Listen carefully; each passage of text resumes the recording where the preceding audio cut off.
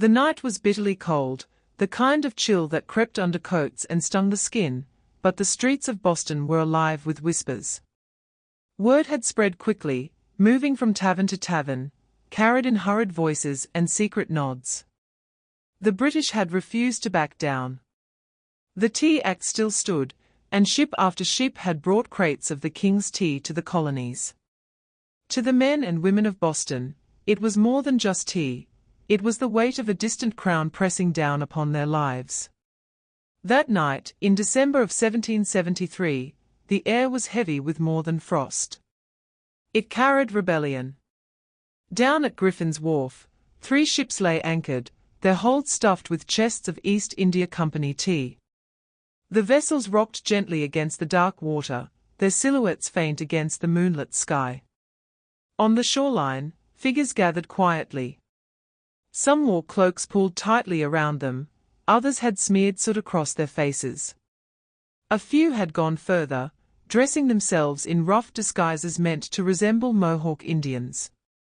Their painted faces and feathers were not costumes for celebration, they were masks of defiance, symbols that the colonists no longer bowed to the authority of Parliament. The crowd buzzed with nervous energy. Every man there knew the danger. Destroying property of the Crown was no small crime. If they were caught, punishment would be swift and severe. But the weight of years of unfair taxes, endless decrees, and the stifling of colonial voices had built to a point of no return.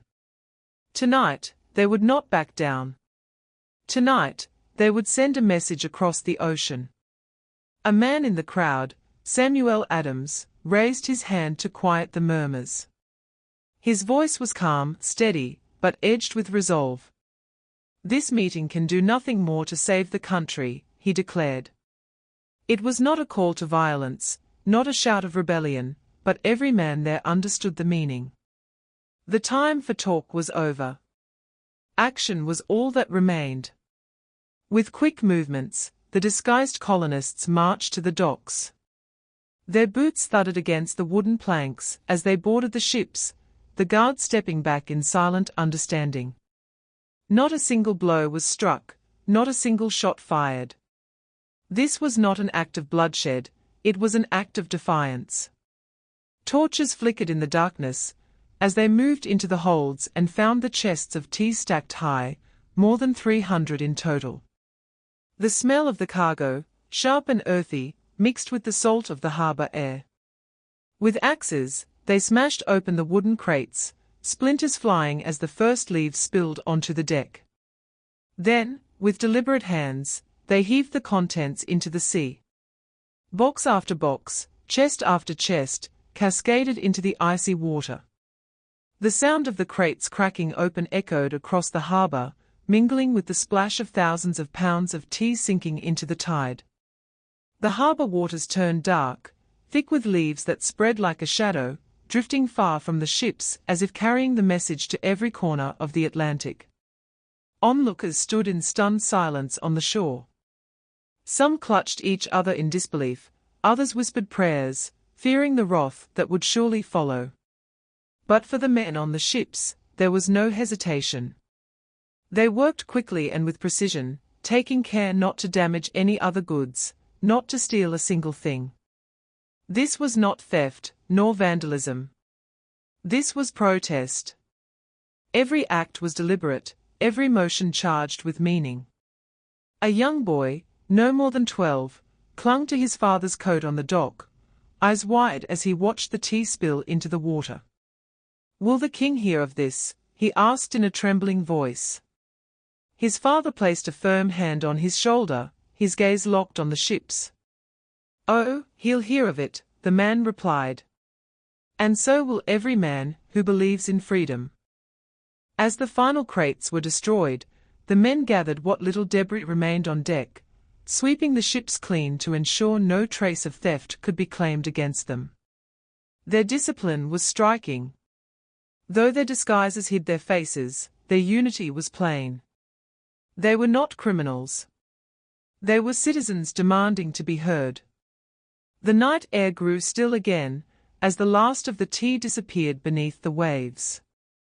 The harbor, once calm, now carried a stain of rebellion that no tide could wash away. The men descended the gangplanks and melted back into the shadows of the city, their disguises hiding their names, but their actions leaving a mark on history. From the darkened windows of nearby homes, others had watched the event unfold in awe. Some feared the consequences, whispering that Britain's wrath would be merciless. Others felt a swell of pride, their hearts beating with the rhythm of freedom. Word would spread by morning, not just across Boston, but to every colony that longed to break free from the chains of distant rule. That night, no blood was shed, but the ripples of defiance traveled far. Across the Atlantic, when news reached London, Parliament would rage. To them, this was destruction, lawlessness, rebellion. To the colonists, it was a declaration that their voices could no longer be ignored. The boy who had stood on the dock with his father did not sleep that night. He lay awake, replaying the sight of the chests breaking open, of the tea spilling like waves of freedom into the harbor. He did not understand politics, nor could he grasp the weight of Parliament's laws. But he understood what he had seen, men standing together, unafraid to defy an empire. Boston's harbor smelled of tea for days afterward, the bitter leaves washing ashore with every tide. But what lingered most was not the smell, it was the spirit of resistance. That night became more than a protest. It became a symbol, a spark that would spread across 13 colonies, igniting fires of revolution that could not be extinguished. The Boston Tea Party was not the end of the struggle, but it was a beginning. A moment when ordinary men, disguised in feathers and soot, carried the weight of a nation yet to be born. Their message was clear: they would no longer be subjects of a distant crown. They would decide their own destiny. And in that icy harbor, with every chest of tea that sank beneath the waves, the dream of independence began to rise. The summer air in Philadelphia was heavy, pressing down like a thick blanket, making the rooms of Independence Hall stifling and restless. The windows stood open, but the only relief came from the faint stir of a breeze that carried the smell of horse-drawn carts and the distant chatter of city life. Inside, men sat at long wooden tables, their faces glistening with sweat, their wigs askew, their coats unbuttoned in quiet defiance of the heat. It was July 1776, and every man in that room knew that history was about to turn its gaze upon them. For weeks, debates had raged. Some argued for caution, urging more negotiation with Britain. Others spoke with fiery tongues, insisting that the colonies had already crossed the point of no return. The battles at Lexington and Concord, the blood spilled at Bunker Hill, the occupation of Boston, all had shown that reconciliation was but a dream. Yet declaring independence was not simply a matter of war. It was a matter of principle, of carving out the destiny of a new people. Thomas Jefferson sat quietly at a corner table, his quill poised over parchment. The words he had crafted, long into the nights by candlelight, were now being read and revised, debated line by line. His hand had shaped the ideals that burned in the hearts of many, that all men are created equal, that they are endowed with unalienable rights, that government exists only by the consent of the governed. These were radical ideas, dangerous ideas, ideas that would echo far beyond the walls of that hall. John Adams leaned forward, his voice firm and unyielding as he defended the draft. "We must not look back," he insisted, his fist striking the table for emphasis. "The time for hesitation is gone. The time for courage is upon us." Benjamin Franklin, older and weary from years of service, nodded with a wry smile, his spectacles slipping down his nose.